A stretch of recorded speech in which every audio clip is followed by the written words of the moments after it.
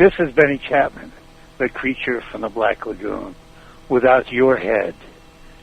All right, we are back. We want to welcome Carl Thibault to Without Your Head. Welcome to the show. Thank you. Yep. Did I pronounce the name right? Sure did. All right. Better than I pronounce it. Well, let everybody know, if you don't know, he played the Wolfman in the Monster Squad, and he also has a new movie out, his first movie that he's written and directed, The Garage, which we'll talk about. The Monster Squad was just released on DVD Tuesday. Have you got a chance to see the 20th anniversary of the DVD? No, in fact, I ordered it on Amazon.com, and it was actually, it's number 5 right now, but it was actually rated number 3 yesterday. It's been doing incredible. I think they sold out too. They said that there's no more copies available till August 2nd.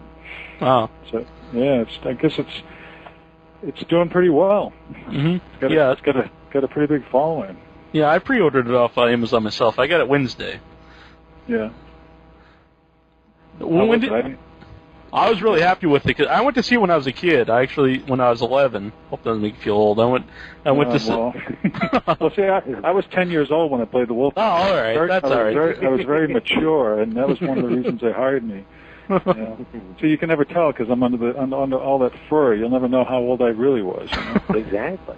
So I was surprised. When I heard that it was coming out on DVD, I didn't even realize it never was out on DVD. Yeah, it's been in a long time waiting. I go on that message board every once in a while for Monster Squad, IMDb, and they've been talking about it for years. Well, when did you realize that it really had a cult following behind it? I think I knew that there was a lot of, I think it did, because it didn't do really well when it came out theatrically. I think it was only out for 2 weeks. I think it grossed $6 million, and the budget was $13 million, and they pulled it. And not only that, they released it in August, which is never a good month for releasing. They usually where they dump a lot of stuff. So, so it didn't do that. It didn't do that well at all. And I thought it could have done better if they'd released it maybe in October. But who am I? But it did much better on when it came out on VHS and video rentals and stuff like that. And then I started getting some people every once in a while sending stuff to me, wanting me to sign things, and that kind of died down for a while. And then it just started resurging in the last I'd say in the last 4 years, 3 or 4 years, I started getting more and more. And then in the last year, I think somebody told somebody else, and they told somebody, and it's I got this whole slew of people sending me stuff, and I was like, oh, okay. Who's telling me?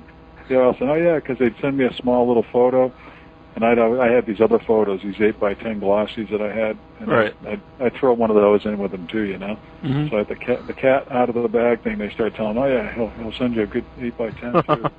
Do you think? But I'm not anymore. I ran out. No. Oh, all right. We're just gonna get a whole bunch more. Right. Do you think the internet kind of helped to grow the following of the movie, because a lot of people could talk on the internet and get the word out about the movie, then other people would see it and find other people that really like the movie? I really think it's because a lot of people grew up with it, and they saw it, and it's 20 years ago. And you're talking to a guy who's very nostalgic. In fact, the film that when I told you that I wrote and directed, is about a man reflecting on his life. And it's, I'm a very nostalgic person, and I think that the Monster Squad has that, with its fan base. I think they grew up with it, and they're at that age now where they even have their kids now, and and it's a good kid movie. I mean, it really is. It's it's not too, And you think I think a part of it too. It's not really a kiddie movie though. So it's good for adults too. I mean, I think back then that it had a little bit of stuff in it, but I still think it's pretty tame compared to a lot of the stuff that's out there. But they got some nice stuff in there too. That because it's that PG-13, I guess. Yeah, we were asking that before we brought you on here. Was that rated PG-13? Uh-huh. Oh, okay. Because I believe it was the first movie I went to see without any grown-ups around. And I was 11. So I guess they let me in. Snuck by the radar on that one. You look old for 11. I guess so. And we were talking earlier because we heard them barking in the background that you actually have some wolf dogs. Yeah, I've got a whole wolf thing going on. After the Monster Squad, I bought my first house actually in 1990, which I guess 3 years after the film came out. And I was looking through the paper one day. My brother and I bought this house together at the time, and we were going to get a dog for the first time. And I'd seen in the paper it said hybrid wolf pups. And I go, now that sounds really interesting.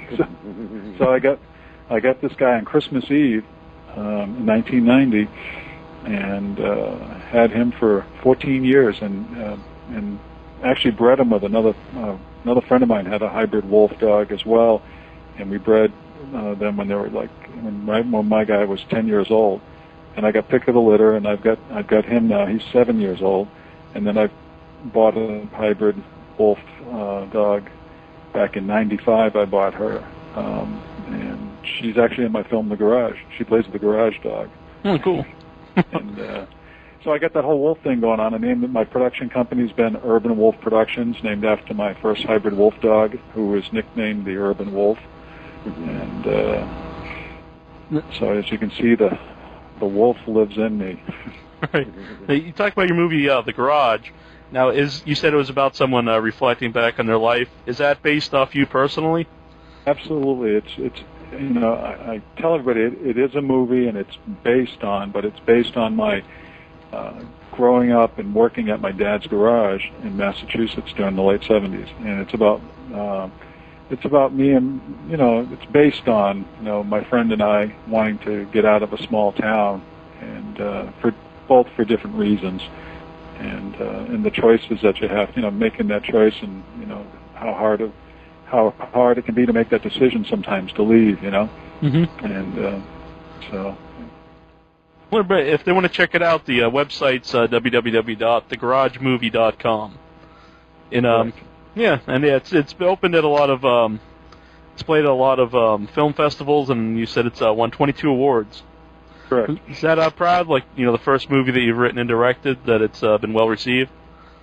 Yeah, it's done really well. I think it's a solid movie, and it'll be around for a while. It's I've been playing a lot of the festivals. It's actually in Utah right now on video on demand. It can be downloaded in Utah for the next 6 weeks. Oh, cool. And that was sort of with Comcast is the video supplier out there. And is it just Comcast. Utah? Yeah, I had one of the film festivals out there that I was in. I was in like 3 or 4 in Utah, and they're doing sort of this thing with this festival I was in. They're going to take some of their films and try it on their video down. The on demand, right? Right, exactly, and so it's there for. Do you think that's going to be like a thing of the future? Because I know in my I have Comcast, and they have some movies on demand on there that are currently at the theater, like Black Sheep. And I think digital. I think digital is going to be where it's at. I think it's absolutely going to. I mean, I'm a big film person, by the way. My movie The Garage was shot on film, Super 35. And I was fortunate enough to shoot under Panavision's first-time filmmaker program, and that was a dream of mine always to shoot. And that's ironic. I wanted this, this heading to come out for the longest time, and I finally got it here in a local paper. Wolfman directs, because on the set of Monster Squad back in '86, they were taking photos, and one of the photos was me in full Wolfman garb, looking through the lens of a Panavision camera on the set. And I have that, and it's a really cool shot. Well, when I actually used that along with my other story, because I'm a big film nut, and I always liked film. I used to steal it when I was a kid. I got caught stealing it. My mom had to pick me up at the police station when I was, maybe like 12 years old. And anyways, I shared all this with Panavision in my story, because they wanted to tell them why you think you should get this, this program, and you have to submit the script as well, and all this other stuff. And so anyways, I had these 2 photos, and it's amazing. They're 20 years apart, and they're both looking through the Panavision camera, and one's looking one way and one's looking the other way, And And I finally got him to use it and have that heading. It says Wolfman Directs. And it shows the Wolfman in one, and then 20 years later, me on the set of the film in the garage. That's cool. Yeah, actually, one of the specials on the Monster Squad DVD is they do a little interview with Noonan, who plays Frankenstein Monster. And I guess it was filmed at the time, and he's just, totally in character doing an interview as Frankenstein. And he talks about how he would like to direct. And he's playing Frankenstein, so it's kind of fun. Well, yeah, ironically, he did direct. And he directed in 99, and it was the thing called, I'm going to, something like Wang Dang is the name of it. And the reason being, I edited my film out of a place in New York called the Edit Center. And that same film was edited there as well. Mm-hmm. And so when I saw the thing, I saw Tom Noonan. That was the first writing, directing that he had done. That was in 99. Cool. And he's got a website, too. I remember him on the set, though. He had the most extensive makeup. They were, like 5 hours to put him in. Uh-huh. And towards the end, I remember the last day of shooting, they ran out of prosthetics, the pieces that they put on his face. And to conserve him, he had to go home that night with them on his face, and he slept with those prosthetics on his face one night towards the end. Mm-hmm. Yeah, he mentions that it's either in the commentary or one of the little interviews they do on the special editions on that DVD, and he talks about it. And when he comes back, like the next day, I guess like the layer of skin on his cheek came off when they took off the glue. And I guess Stan Winston was a little worried about that. I don't know how they do that stuff. After the Monster Squad, I went on to do a couple other roles that required prosthetics, and there's to get stuff glued on my face. And the Wolfman, I was fortunate enough; nothing was glued on me. It was a helmet piece that I put on with servos, and I had all the servos were in my back. That's why it looks like he's got this big, huge back. All the servos were stuck in my back, and it was kind of freaky. I got a great story about about getting that part. If you got a minute. Oh, definitely. Well, when I got cast to do that thing, they got to do a full body cast of you from head to toe. And, it's one of those things I asked them. They asked me, are you claustrophobic? And I said, no, I don't think so. And you don't know until they start putting you into it. Right. And it was a 4-hour process to wrap you like you got a broken leg. It's the same plaster cast. They wrap you head to toe. And I got to the top, man, and I started getting kind of a little weird, It's like, and I was really committed to do this part, and I hung in there when they split the cast down the center after, and literally almost fell to the ground because my body had fallen asleep, Well, the night before the shoot, after they made I'd gone back later and they did another head cast for the headpiece, and it was like 2 days before the shoot. I remember them calling me up there, and it was going to be the first time that I was going to put the helmet piece on. For the fitting. And this thing is completely fit to my head. It won't fit nobody else's head. It fits like a glove to my head. Well, I put it on, and I freaked out. I remember this movie when I was a kid, and nobody to this day has told me what the movie is. This is a movie where a guy puts on a mask, and all of a sudden it starts getting tighter and tighter, and it just crushes his head. Oh, yep, that was in, it was a Vincent Price movie, I think. Yes. Might have been the second Dr. Phibes. Yeah, he puts the mask on, and it just starts crushing his head, right? It's like a frog mask, right? Right. And that's it. Yeah, that's exactly it. Yeah, that's the first I'm telling you, man, Dr. Phibes movie. I put the Wolfman head, the headpiece on my head, and that's the first thing that came to my mind, and I freaked out. I pulled it off, and I said, "There's something in there." And and the guys, they looked inside, and they're putting their hands in there. They go, "No, it's okay." I was freaking out. I was like going, man, I'm either going to, because they can't get anybody else. And I was like going, oh, no, they're going to, this is just a mess. Right. I can't wear this thing, I was like, I had to calm down, and I had to tell myself, something, I want to do this part so bad. I'm going to I'm sorry. No, you can say anything you want here. I'm going to die in this thing if I have to because I want to do this, Mm-hmm. So, and the ironic thing was, I put it on, and I worked my way through it. And then later, when I was on the set, they would come over to me and they'd ask me if I want to take it off, and I didn't want it off after because I was more comfortable in it later because nobody knew who I was. Mm-hmm. So it was kind of an ironic thing. I didn't want it on at first, and then later on, I didn't want it off. So. They mentioned that Dracula and Frankenstein, that they left the makeup on all the time in front of the kids. They didn't want to they didn't want them to see him out of it. Were you the same way? I stayed in it most of the time, just because, for my own reasons. I don't know if they always pulled me aside anyway, so I had like two guys guiding me around. I was literally blind in that thing.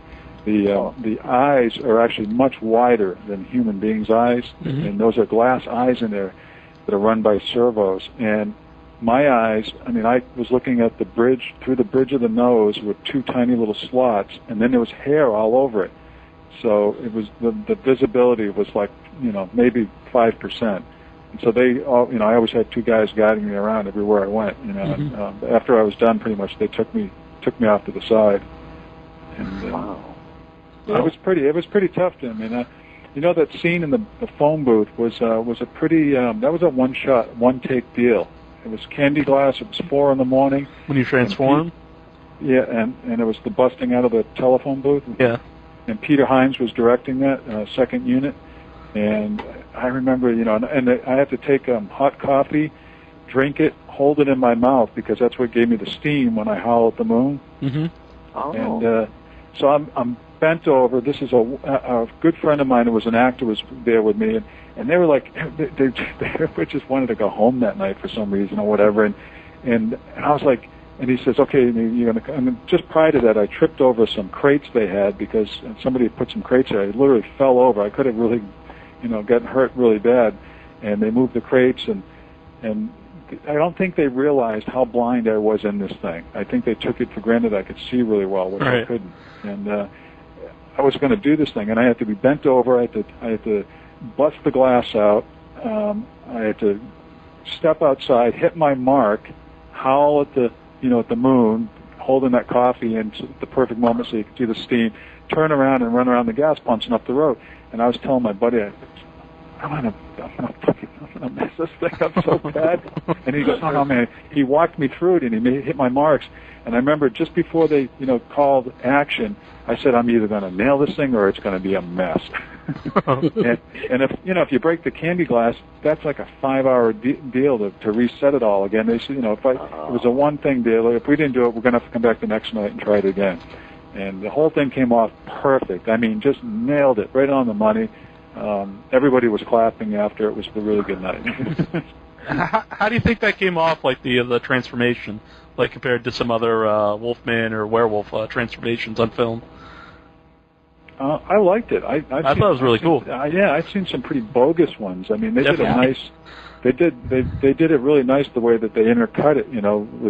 With the two different kind of looks, and they didn't overdo it. Sometimes they spend so much time trying to watch the growth.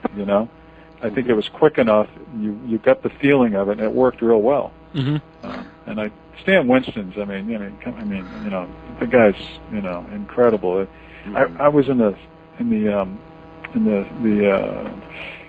my room, not my room. They had the trailer just for the monsters. I remember being in there. He was working on a lot of things when I was doing Monster Squad. They were doing Predator at the time, and I remember the cast of the guy that died, Hall. What's his name? Something Hall. The guy that played the Predator. Remember, he went on to play Harry and the Hendersons, a TV show. Right. Actually, he died on that show, I think. Oh, really? Kevin T. Hall. Does that sound right? It could. Yeah, I'm not positive.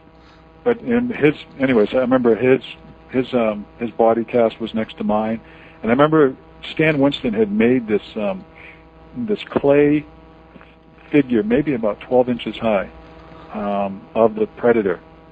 This thing looked like it was going to come alive. It was just incredible. That's incredible talent. Just an artist, I remember his artist renderings. I've got pictures of him in my scrapbook. I took a bunch of pictures of the Wolfman that he did in pencil. Mm-hmm. Incredible, just incredible. Did you save many things from the movie? Yeah, they're going to be on eBay pretty soon because I'm really getting hurting for money. So that's the way to go. It's a perfect time. I'm waiting for the Monster Squad crew jacket, which is a denim jacket with the Monster Squad logo on the front and back. Oh, the timing's perfect. That's right. So so maybe I'll put that on eBay pretty soon. All right, you let us know. We'll put up the link up on the website. I got the posters. I'm looking at both of them. I've got one because Adidas, the footwear place. I don't know if they're in business anymore, but they were going to do a promo. They were supposed to do a whole big, huge promo on this whole film. I was supposed to go cross-country doing, different stops with it. Originally, they had contacted me. They wanted to know if I would do it, and I agreed to it, and it never happened. But Adidas did one here. It's got all the monsters with tennis shoes on. Ah, cool. I actually, for my real job, I sell sports stuff on eBay, and Adidas recently bought Reebok. So they're still around. Yeah, it's they actually had the license to make the NBA jerseys this year. If anybody's interested, which I doubt they are. Well, when I get real hard up, I'll sign all this stuff, and then I'll just put it on eBay and see what the hardcore fans will pay for it, Right. Not a whole lot, I'll bet. But I bet you might be surprised. Now, you mentioned like you really wanted to do the role. Were you a fan of like the Universal monster movies? Oh yeah, I mean, when I grew up, Halloween was my favorite time of the year. It just, growing up, and then to do this film, this was the first part I ever got as an actor, and got my SAG card on this film.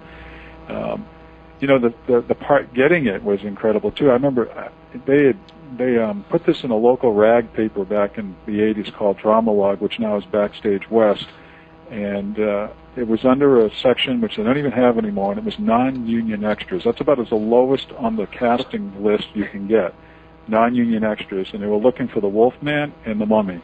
And I remember going in down to it was Laird Studios, which is like Culver City, and I remember going in to read for this. I had no idea. I thought it was a little low-budget film, and I remember going in there and just, my buddy, again, my actor buddy, went down there with me, and I went in there, and there was a director, and at the time, Fred Decker, I didn't know who he was, and the casting director was there.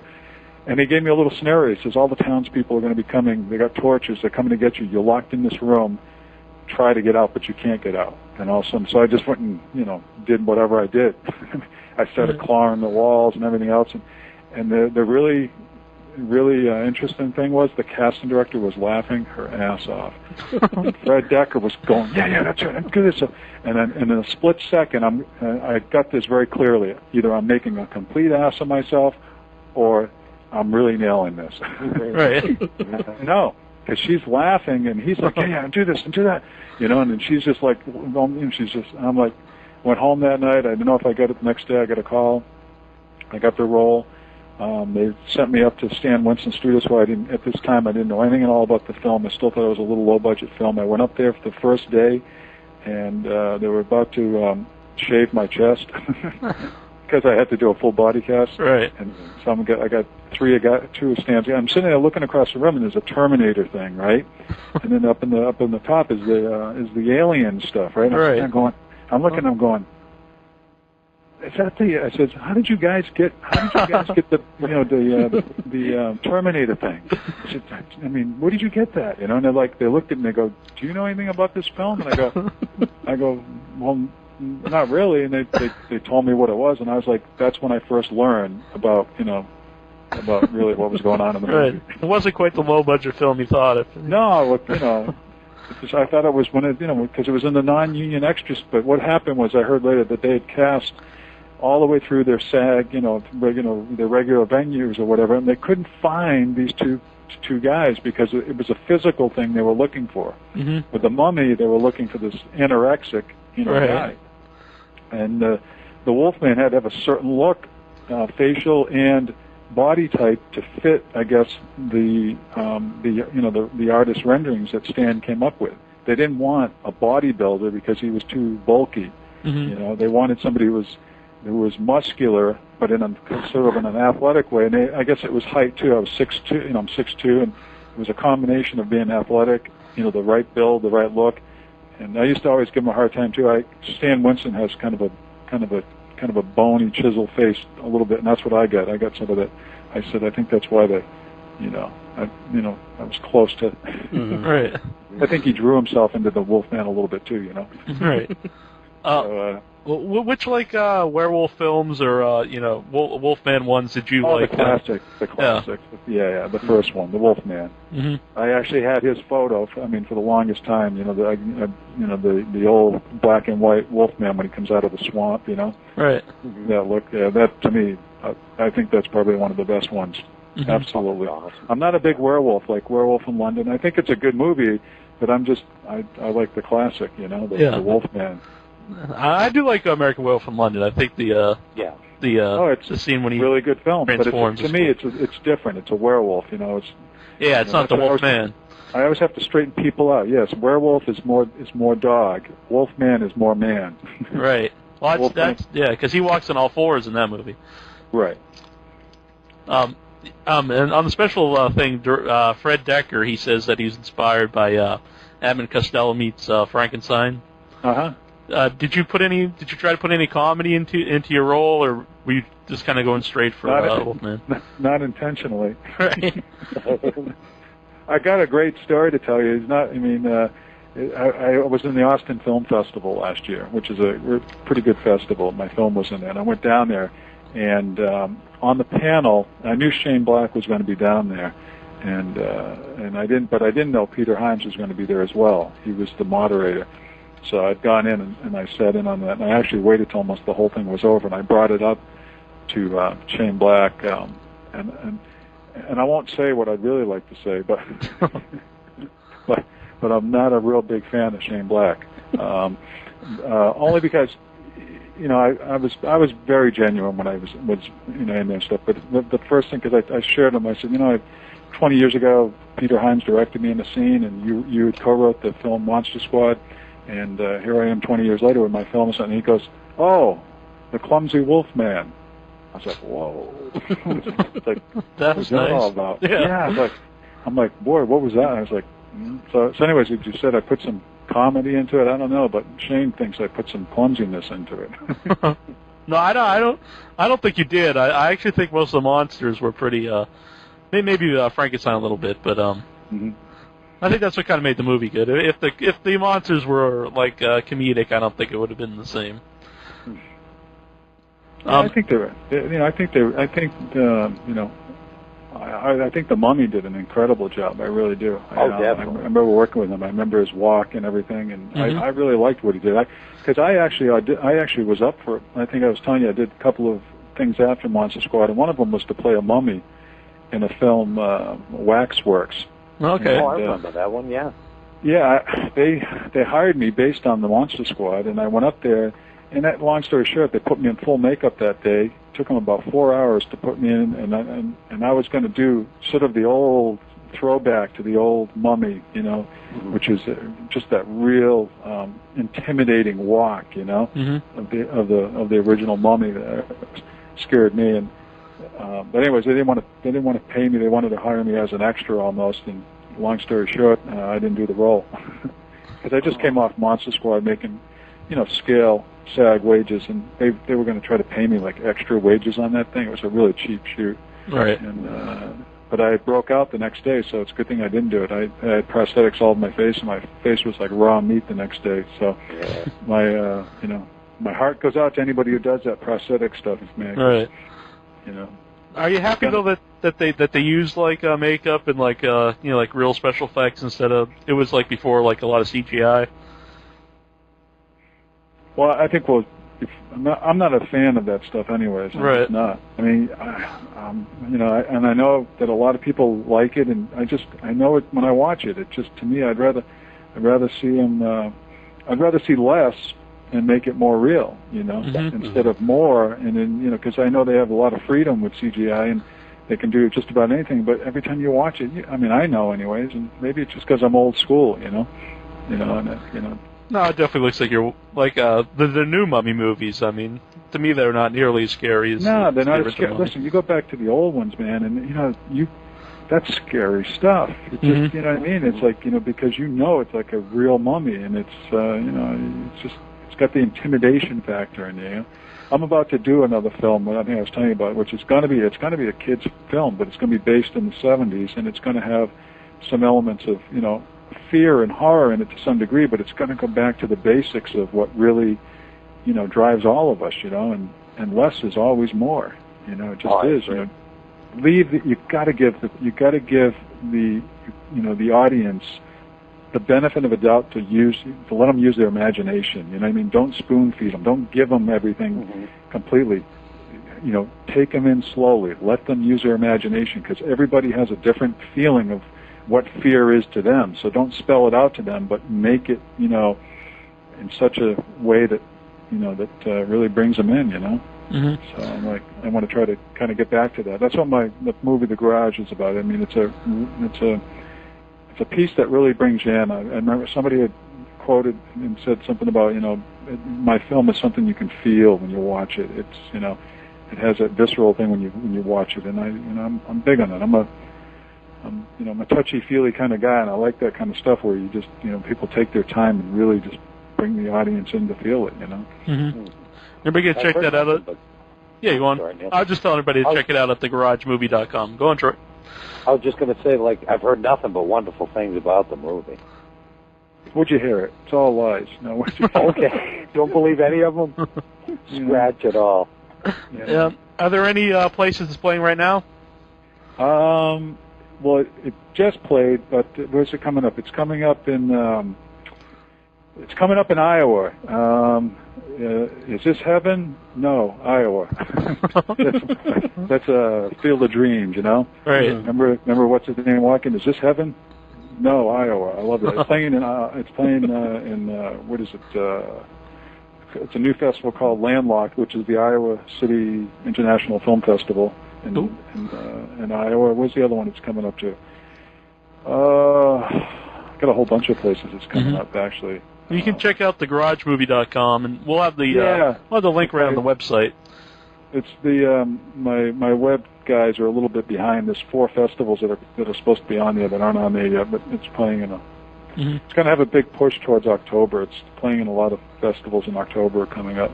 Cool. And but yeah, it's doing its thing. I always tell people, you'll see this one around. Actually, I got Tanya Ramone, who plays a girl, a love interest for the lead in the film, and she's reoccurring on Lost. She plays Alex Russo on Lost. She was 16 years old when she did my film, and she's, I think, 19 now, and she's really taken off, this girl. There's rumors she's coming back as a regular on Lost, and I'm hoping that's the case. I know she's coming back to do the role she's been doing for the last 2 years. Right. So, yeah. So someone here in our chat room, when you were talking about the mummy, they wanted to, Ryron wanted to know, how did the mummy get into the closet? How did he get into the closet? Right, because there's a scene where the kid's afraid that the monster's in his closet, and they don't really explain how he got in there. He's the mummy. It's a movie, guys. Through the window, so he must have climbed in through the window. Oh, yeah, absolutely. That's how he got out. Climbed in, and that's where he was hiding out, He was used to the casket. He needed, coffins. I mean, the closet's pretty close to that. Yeah. I think anytime a movie starts to get watched, a whole bunch of times, then a whole bunch of questions come up. Well, I stopped myself from doing that because I was going to ask why Dracula lost his cane eventually. It was there's things that I noticed immediately when I watched the film. There was only one that stuck in mind, and it's an obvious one, which is how Phoebe's on one side of the bench and then on the other side of the bench, and only because. And I noticed it then, and I even noticed it more now when I edit films and stuff. But she is on one side, and then boom, the next cut when they come back to her, she's on the other side. Yep, I saw that too. And I remember reading why it was like that too. There was actually a reason for that, Oh wow. And it has something probably to do with coverage or something, or maybe the shot that they wanted to use they couldn't use, that kind of thing. Right. Well, we got to bring up, of course, one of the most famous lines in the movie is Wolfman has nards. I have a great story with that. Okay. You want to tell it? Yeah, that was a stunt double, by the way, that kicked me in the nards. Oh, okay. I thought maybe it was a stunt double who got kicked. Yeah, it wasn't Brent, and I really want to, send out.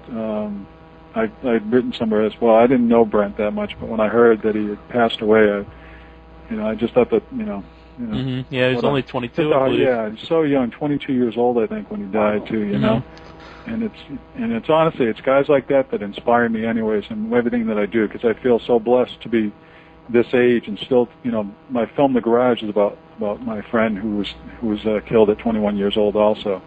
And, these guys didn't get to go on and and live the life that we did, you know. And I don't know, I just those kind of things. I think it was just a sad thing to hear that he died. But he had a stunt double to kick me, and I remember they gave me a cup that day to wear, and I told the stunt double, I said, just picture yourself kicking a football, because he kept kicking me and it didn't look real, you know. Right. And I tried to do my own coaching to him, right?